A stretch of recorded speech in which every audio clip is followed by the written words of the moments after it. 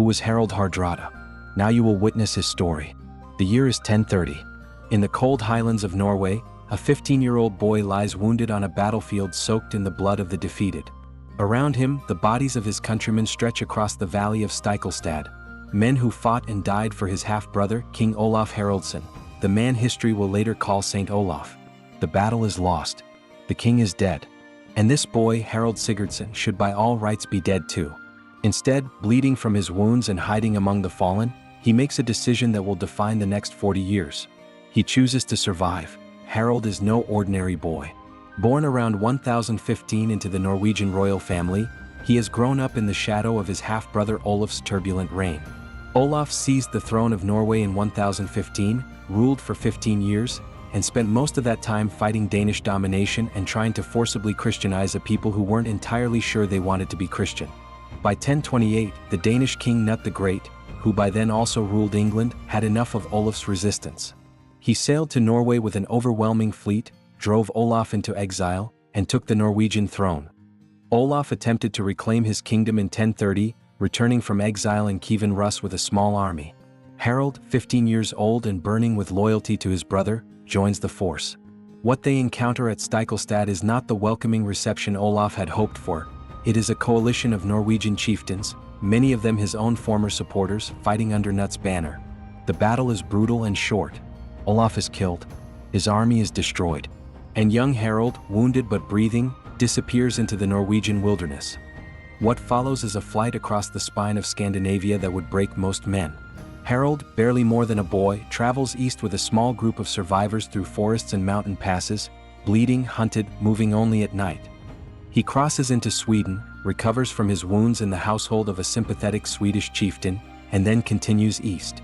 His destination is the court of Yaroslav the Wise, Grand Prince of Kiev, the most powerful ruler in the Norse diaspora, a man who has built a sophisticated state out of the Rus Vikings who settled the great rivers of Eastern Europe a century earlier. Harald arrives at Yaroslav's court in Novgorod around 1031.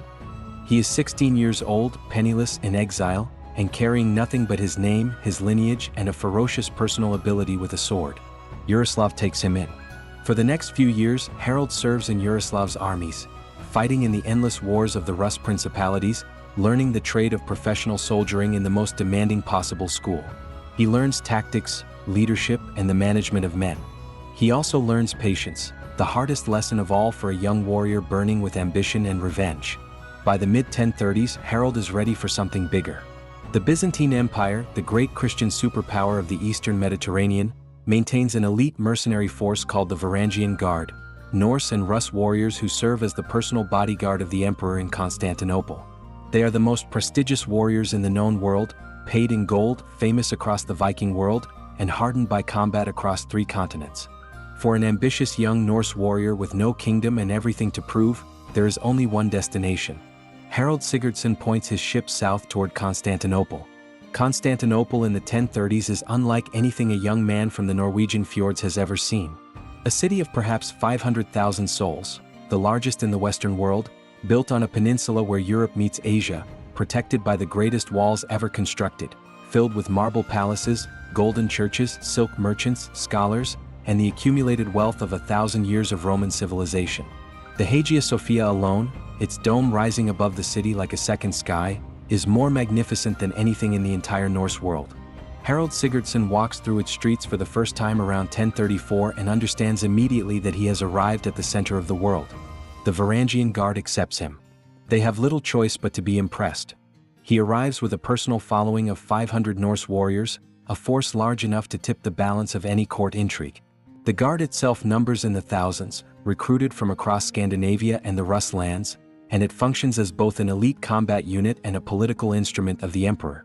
Its members are lavishly paid, granted special privileges, and trusted with the emperor's life precisely because, as foreigners with no stake in Byzantine court politics, they have no incentive to betray the man who pays them. Harald throws himself into this world with the same ferocious energy he will bring to everything in his life. The Varangian Guard fights everywhere the emperor needs fighting, and in the 1030s and 1040s, that means a great deal of fighting. The Byzantine Empire under Emperor Michael IV is engaged in constant warfare across its enormous frontiers, against the Bulgarians in the Balkans, against Arab forces in Anatolia and Syria, against pirates and rebels across the Mediterranean. Harald fights in all of these campaigns, and he does not merely participate. He distinguishes himself so thoroughly that the Norse sagas later credit him with personal conquest of 80 Arab fortresses in Anatolia and Syria. His campaign in Sicily is particularly celebrated.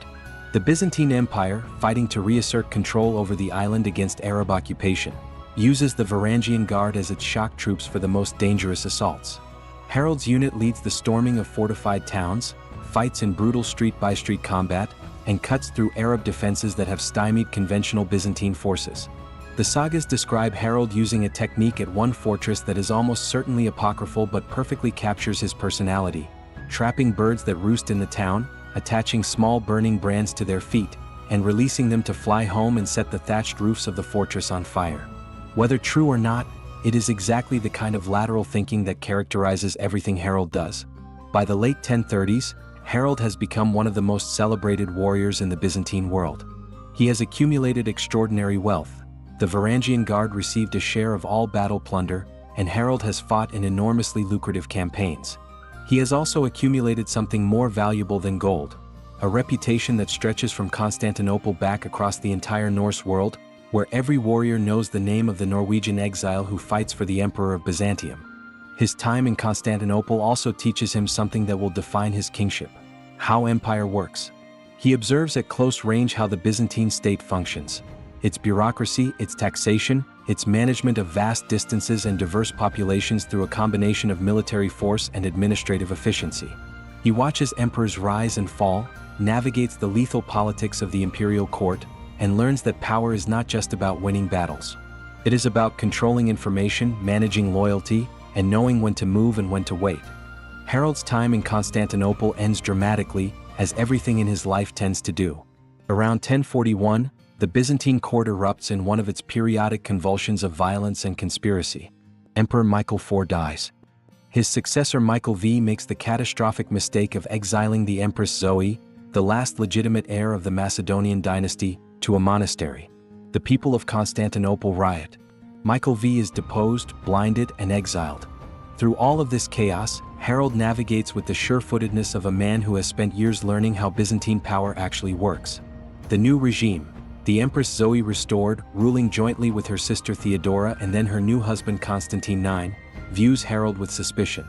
He is too powerful, too independent, too wealthy, and too popular with the men he commands.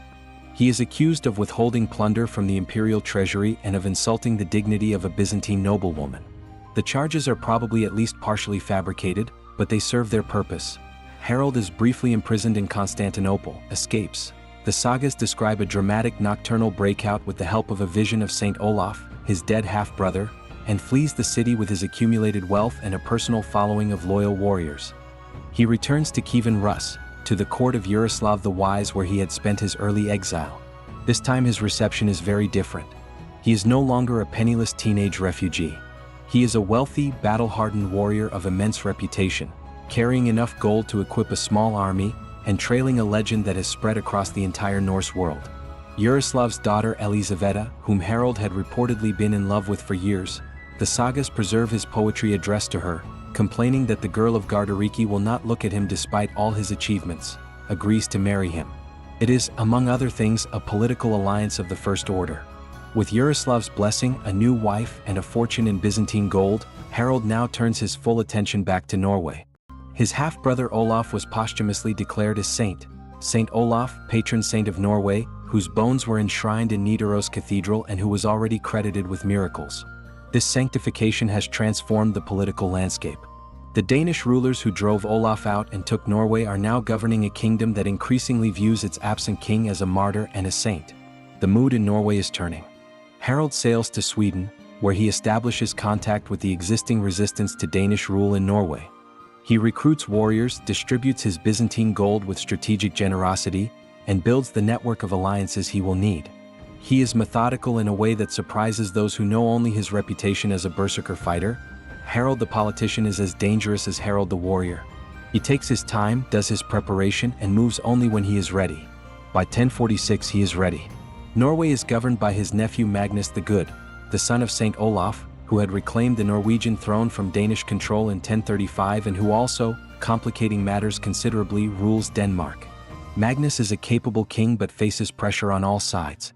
Harald arrives in Scandinavia with enough men and gold to either fight a civil war or negotiate a settlement. Magnus, being a practical man, chooses negotiation. The two men agree to rule Norway jointly, Magnus as senior king, Harald as his partner. Harald has finally come home. The joint kingship of Magnus and Harald is an arrangement built on mutual necessity rather than mutual trust, and everyone involved knows it. Magnus needs Harald's warriors and his Byzantine gold to maintain his position against continuing Danish pressure.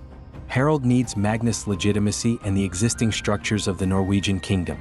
They circle each other like experienced fighters in a ring, each waiting for the other to show weakness, each knowing that the arrangement cannot last forever.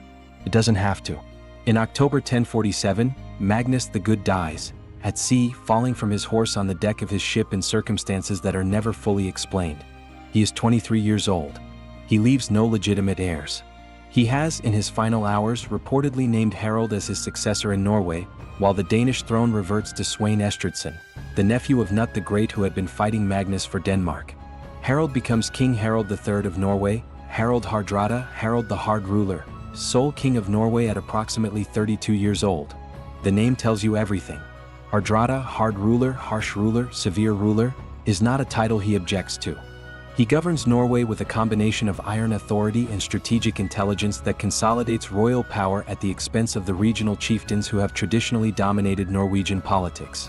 He builds a professional administration, standardizes taxation, controls the church, and crushes any chieftain who challenges royal authority with a speed and thoroughness that makes further challenges unlikely. His treatment of opponents is legendary and deliberately so. Harald understands that a reputation for ruthlessness, properly cultivated, is more efficient than constant fighting. The stories spread, of chieftains blinded, of rebels executed without trial, of Harald's cold precision in administering violence to those who cross him. Whether every story is true matters less than the fact that everyone believes them. In the Norse world, where a king's authority rests ultimately on personal force and the willingness to use it, this reputation is a political asset of immense value. He also demonstrates, to the surprise of those who expected only brutality, a sophisticated understanding of commerce and urban development. He founds Oslo, today the capital of Norway, as a trading center, establishing it with royal privileges and encouraging merchant settlement. He understands that a wealthy kingdom is a powerful kingdom, and that controlling trade routes is as important as controlling military ones. The Byzantine years taught him that the most powerful states in the world are not just military machines but economic ones. But Norway alone is never enough for Harald Hardrada. Magnus' death settlement gave Denmark to Svein Estridsson, and Harald considers this settlement unjust. He had been Magnus' co-ruler. In his view, everything Magnus ruled should have passed to him, including Denmark. For the next 17 years, Harald wages a grinding campaign of raids and naval warfare against Denmark, fighting Svein across the Danish archipelago and coastlines with ferocious persistence. The war between Harald Hardrada and Svein Estridsson is one of the most sustained and brutal conflicts in Viking Age Scandinavia. 17 years of raids, naval battles, burning towns, and inconclusive campaigns that exhaust both kingdoms without delivering the decisive victory either king needs. It is a war fought at sea and in the shallow coastal waters of the Danish archipelago, where fleets of longships maneuver among islands and fjords in a style of warfare that the Norse perfected over centuries. Harald's early campaigns are overwhelmingly aggressive. In 1048 he burns Hedeby, the great trading city of Denmark and one of the most important commercial centers in the entire Norse world. The destruction of Hedeby is both militarily effective and strategically calculated. It cripples Danish commerce while demonstrating to every Danish chieftain that Harald's reach extends anywhere in their kingdom. He follows this with raids along the Jutland coast, attacks on the Danish islands, and a series of naval engagements that establish Norwegian supremacy at sea. Svein is not a man who breaks easily. He retreats when Harald advances, rebuilds what is destroyed, and counter-raids into Norwegian coastal territory when Harald's fleet is occupied elsewhere. He also plays a longer game, working to build political alliances, with the Swedish king, with the English King Edward the Confessor, with the Papal Curia, that might eventually bring outside pressure to bear on Norway. He is a diplomat where Harald is a hammer, and his diplomacy slowly builds a coalition of interests that supports his survival. The naval battle of Nisa in 1062 represents Harald's greatest military victory against Denmark. His fleet catches Sweyn's forces in the Nisa River in what is now southwestern Sweden and destroys them in a night battle of extraordinary violence. 70 of Sweyn's ships are captured or sunk. Sweyn himself escapes, swimming to shore in the darkness, but his fleet and his military credibility are shattered. Harald stands at the edge of complete victory over Denmark, and then he doesn't take it. Sweyn survives, rebuilds, and in 1064 the two kings negotiate a peace that returns both countries to the borders they held before the war began. 17 years of warfare, thousands of dead, cities burned and rebuilt, and nothing changes. Why does Harald accept this settlement? The sagas suggest exhaustion on both sides. But there is probably another factor. Harald's attention is shifting. England is becoming unstable. Edward the Confessor is dying without an heir. The greatest prize in the Norse world is about to become available. Harald Hardrada has spent his entire life fighting for what he believes is rightfully his. Norway was his by blood and battle. Denmark was his by right of conquest. Or so he believed, even if the peace settlement says otherwise. And England? England is his by treaty. In 1040, when Magnus the Good and the Danish king Harthacnut, who also ruled England, negotiated their own peace, they included a clause that the survivor of the two would inherit both kingdoms. Magnus inherited Denmark. When he died, Harald inherited Magnus' claims. Harthacnut's England should, by Harald's reckoning, be his. The legal basis of Harald Hardrada's claim to England is, by medieval standards, actually quite strong. The 1040 agreement between Magnus and Harthacnut is documented, witnessed, and acknowledged. When Harthacnut died in 1042 and the English throne passed to Edward the Confessor, bypassing the Norwegian claim entirely, Harald noted the injustice and filed it away. He was busy with Denmark. England could wait. By 1064, England cannot wait any longer. Edward the Confessor is visibly dying. He has no children. The English succession is a three-way crisis in formation. Harold Godwin's son, the most powerful English earl, is positioning himself for the throne. William of Normandy is claiming Edward promised it to him. And Harald Hardrada is dusting off the 1040 treaty. 3 men, 3 claims, 1 kingdom. The event that tips Harald toward action arrives in the form of a man he never expected. Tostig Godwin's son, Harold's own brother. Tostig had been Earl of Northumbria, the great northern English earldom that covers much of the old Danelaw, the territory most culturally connected to Scandinavia. In 1065, Tostig's own subjects revolted against his harsh rule, and Harald Godwin's son, in a decision that created a permanent and deadly rift between the brothers, backed the rebels over his brother. Tostig was exiled. Tostig spends the following months in a tour of European courts, looking for a military patron who will help him retake Northumbria and settle accounts with Harold. He approaches William of Normandy. William shows interest but has his own plans. He approaches the Danish king Sweyn. Sweyn declines. Then Tostig approaches Harald Hardrada. Here, finally, he finds a man whose ambitions align perfectly with his own need for revenge and restoration. The alliance between Harald and Tostig is one of history's most consequential meetings. Tostig brings something invaluable: inside knowledge of England's defenses, political divisions, and the loyalty, or lack of it, of the northern English nobles. He knows which earls might defect, which regions are sympathetic to Scandinavian rule, where the food stores are, how the English military system works. Harold brings everything else: 300 longships, 9,000 warriors, and the most terrifying military reputation in the Norse world. In January 1066, Edward the Confessor dies. Harold Godwin's son is immediately crowned King of England, despite William of Normandy's protests and Harald Hardrada's claim. Harold knows what is coming. He spends the summer of 1066 on the south coast of England with his army, watching for William's fleet. He keeps his forces mobilized for months at enormous expense, through the entire summer, while the Norman fleet sits in port waiting for a favorable wind. In early September, Harold is forced to stand his forces down.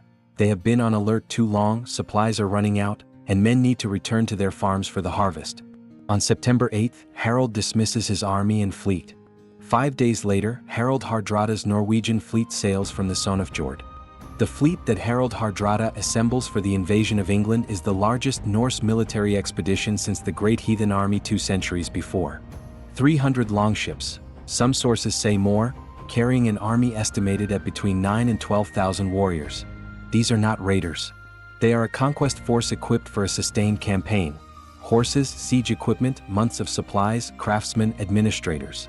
Harold does not intend to raid England and return home. He intends to become its king. The fleet gathers in the Sogn and sails first to Orkney, the Norse island group north of Scotland that has been under Norwegian control for over a century. Here Harald picks up additional forces from the Orkney Earls, Paul and Erland, who owe him military service, adding more ships and warriors to his already formidable host. Tostig Godwin's son joins the fleet here, bringing the English exiles and Flemish mercenaries he has recruited during his months of frantic preparation. The combined fleet enters the Humber estuary, the great river mouth on England's east coast, in mid-September. The Humber is the gateway to Northumbria, the most Scandinavianized region of England, where Harald expects the population to be most sympathetic to Norwegian rule. His intelligence, largely provided by Tostig, suggests that northern English sentiment is at best neutral and at worst actively hostile to Harald Godwinson's rule. Tostig's former subjects, who revolted against him in 1065, might not welcome the return of their former earl, but they have no strong loyalty to the southern king who replaced him. Harald's first military action demonstrates the operational efficiency of his army. He lands troops along the Yorkshire coast, burning Scarborough, whose inhabitants made the mistake of resisting, as a demonstration of what resistance costs. The burning of Scarborough serves a purpose beyond destruction. It sends a message to every other town and village in Yorkshire that cooperation is the intelligent choice. Several smaller settlements open their gates without a fight. The northern English earls, Edwin of Mercia and Morcar of Northumbria, brothers who had led the revolt against Tostig and now govern the north in Harald Godwinson's name, cannot ignore a Norwegian army burning their territory. They march to meet Harald's force at Gate Fulford, just south of York, on September 20th. It is a catastrophic decision. Their combined army, though substantial, is no match for Harald's battle-hardened professionals. The Battle of Gate Fulford lasts barely half a day. Edwin and Morcar's forces are destroyed, driven into the marshes along the River Ouse where many drown. Both earls survive, but their military power is shattered. York, the capital of the north and the greatest city in England outside London, surrenders 5 days later without a fight. The city's leaders negotiate terms with Harald: hostages, supplies, political submission, and Harald accepts. He has no interest in burning York. He wants it intact as his northern capital. The city that was once the Viking capital of Jorvik, that still has Norse street names and Norse blood in half its population, opens its gates to a Norwegian king as if the previous century of Anglo-Saxon rule was merely an interruption. Harald makes camp at Stamford Bridge east of York, awaiting the delivery of hostages from the surrounding Yorkshire villages that have agreed to submit. It has been 10 days since he entered the Humber. He has destroyed the northern English army, taken York, and established a secure base. The campaign is going exactly to plan. He allows his warriors to relax. It is a warm September day, armor is left at the ships. Harald Hardrada, at the peak of his triumph, is not watching the road from the south. Harald Godwin's son receives news of the Norwegian landing while in London. He immediately grasps the scale of the crisis. This is not a raid, it is a full invasion by the most dangerous warrior alive, and the northern army has been destroyed. He does what no one expects, he moves with shocking speed. Gathering his elite housecarls and ordering the FYRD to mobilize as he marches, Harald covers the 185 miles from London to Yorkshire in just 4 days, an achievement of logistics and personal will that stands as one of the most remarkable military movements of the medieval period. He arrives at Tadcaster, 9 miles from York, on the evening of September 24th. His army is exhausted but intact. He has approximately 7,000 to 8,000 warriors, fewer than Harald's force, but his housecarls are the finest professional infantry in England, equipped with the devastating two-handed Danish battle axe, veterans of years of border warfare. More importantly, Harald Hardrada has no idea Harald is coming. On the morning of September 25th, Harald Hardrada and Tostig lead a substantial portion of their army to Stamford Bridge, the river crossing over the Derwent where the Yorkshire hostages are to be delivered. The day is warm and sunny, almost summer-like.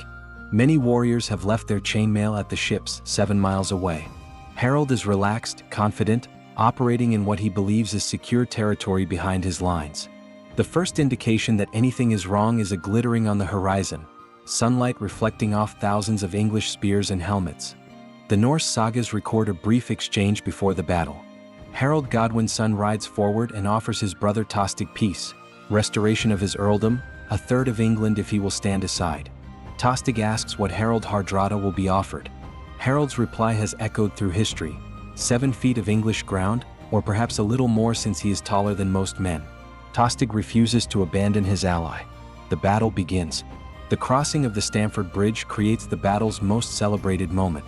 A single enormous Norse warrior holds the narrow bridge alone against the advancing English army, cutting down man after man who tries to cross, holding the position for what the chronicles suggest is an extraordinary length of time. He is finally killed by an English soldier who takes a small boat under the bridge and thrusts a spear up through the gaps in the planking. The warrior falls. The English army crosses. What follows is fierce and desperate. Harald Hardrada forms his warriors into a defensive circle, the traditional Norse last stand formation, on the eastern bank. Without their armor, without time to organize a proper defense, they fight with the ferocious courage of men who know they are probably going to die. The Norse sagas record Harald Hardrada himself fighting in the front line, swinging a great two-handed sword, taking wound after wound, refusing to stop. An arrow finds his throat. Harald Sigurdsson, Harald Hardrada, last of the great Viking kings, Manitoba of Constantinople in Norway and the North Sea, falls in a field east of York. He is approximately 50 years old. He has been fighting since he was 15. He has never stopped. Harald Hardrada falls, but the battle does not end with him. Tostig Godwin's son takes command of the surviving Norse force and continues fighting. Harald Godwin's son, watching his brother die across the battlefield, reportedly offers quarter, a chance for the survivors to surrender and live. The offer is refused. The Norse warriors around Tostig fight on until they too are killed. Tostig dies beside the Norwegian king he allied with, the brother he never forgave. The reinforcements make it worse. Oystein Ori, Harald's son-in-law and one of his most trusted commanders, arrives from the ships with the men who had been left there, now in full armor, now ready to fight. But they have run 7 miles in armor under a September sun and arrive exhausted, barely able to lift their weapons. Their charge breaks on the English lines with terrible cost. Oystein Ori dies. His men die around him. The battle becomes a slaughter. The Norwegian army, one of the finest fighting forces ever assembled in the Viking world, is effectively destroyed in a single afternoon at Stamford Bridge. Of the 300 longships that entered the Humber 9 days earlier, barely 24 are needed to carry the survivors home to Norway. Harald Hardrada's son Olaf is among those survivors. Harald Godwin's son allows him to leave with the remnant of the fleet, extracting an oath that Norway will never invade England again. Olaf, who had watched his father die, swears the oath and keeps it. Harald Godwin's son has just achieved what Alfred the Great never quite managed: the complete destruction of a major Viking invasion force on English soil. He has killed the most feared warrior in the Norse world in open battle, shattered an army of 10,000 men, and avenged the burning of Scarborough and the destruction of the Northern Army at Gate Fulford. It is one of the greatest military victories in English history. Harald is at the absolute peak of his power, his confidence, and his reputation. 3 days after Stamford Bridge, a messenger rides north from the English Channel. The wind has changed. William of Normandy's fleet has sailed. Norman soldiers are landing on the Sussex coast. Harald Godwin's son must turn his exhausted army around and march south, immediately, to face a second invasion by a second claimant to his throne. He has just won the last battle of the Viking Age. He is about to fight the first battle of a new England, one that neither he nor Harald Hardrada will live to see. The death of Harald Hardrada at Stamford Bridge is not just the end of one man's extraordinary life. It is the end of an era. For 2.5 centuries, the Norse world had shaped the history of England, raiding, settling, conquering, ruling, and finally receding. Harald was the last embodiment of that world, the wandering warrior king who believed that sufficient courage and sufficient force could conquer anything. After Stamford Bridge, no Viking army would ever again seriously threaten England. The age of the longships was over. Harald Hardrada dies, but his story does not end at Stamford Bridge. His body is recovered after the battle and eventually returned to Norway, where he is buried at Nidaros, the same city where his half-brother Saint Olaf lies enshrined. The two brothers, separated by 15 years of exile and a lifetime of ambition, rest at last in the same Norwegian earth. Harald's widow Elisaveta, the Kievan princess he loved and wrote poetry about, survives him. His daughters by her, Maria, who died on the day of Stamford Bridge according to some sources, and Ingigerd, continue the bloodline. In Norway, Harald's legacy is deeply complicated. He was, by any measure, an extraordinarily effective ruler. He united a fractious kingdom, founded Oslo, built functioning administrative structures, and made Norway a serious military power in European affairs for the first time. The Heimskringla, the great collection of Norse king sagas written by Snorri Sturluson in the 13th century, dedicates its longest and most detailed saga to Harald, a document that captures both the brilliance and the brutality of his reign with remarkable psychological depth. His years in Byzantium left a permanent mark on the Varangian Guard. The Guard continued to recruit Norse warriors for another century after Harald's death, and his reputation there was celebrated in the graffiti left by Varangian Guardsmen in the Hagia Sophia, runic inscriptions carved into the marble balustrades by soldiers who wanted to leave proof that they had been in the most magnificent building in the world. Several of these inscriptions survive to this day, faint scratches in ancient marble that connect the frozen fjords of Scandinavia to the Golden City on the Bosphorus. The Battle of Stamford Bridge occupies a strange position in English historical memory, overshadowed almost immediately by Hastings, which happened only 19 days later and which produced the conquest that actually changed England forever. In the long view of history, Stamford Bridge is a footnote to Hastings. But in another sense it is more important. It was the moment the Viking Age ended, not with a gradual fading but with a single catastrophic battle that removed the last great practitioner of Norse warrior kingship from the stage of history. What Harald Hardrada represents, in the end, is the Viking ideal taken to its absolute extreme. He was exiled at 15 and never accepted exile as permanent. He served as a mercenary soldier across 3 continents and turned service into wealth and wealth into power. He conquered a kingdom and ruled it with a combination of personal force and strategic intelligence that commanded respect even from those who feared him. He died doing what he had done his entire life, fighting for what he believed was rightfully his, against odds that would have stopped any ordinary man. The Norse sagas remember him as the last of the great Viking kings, the end of the line that stretched from Ragnar Lothbrok through Ivar the Boneless through Harald Bluetooth and Sweyn Forkbeard and Nut the Great. After Harald, the Viking Age belonged to history. The longships still sailed, for trade, for exploration, for the ordinary commerce of northern European life. But the age of the great warrior kings, the men who crossed the Grey Sea with iron in their hands and empires in their eyes, ended in a field east of York on a warm September afternoon in 1066. If Harald Hardrada had won at Stamford Bridge, England would have become a Norse kingdom for the second time in a century. History turned on a single arrow. And yet, even in defeat, he achieved what few men ever do. He lived exactly as he chose to live, fought exactly as he chose to fight, and died with a sword in his hand rather than a crown on his head. Perhaps that is the most Viking ending of all. If this story moved you, if you felt the weight of that arrow, the silence of those 24 ships sailing home, then you already understand why the Viking Age matters. These were not just raiders.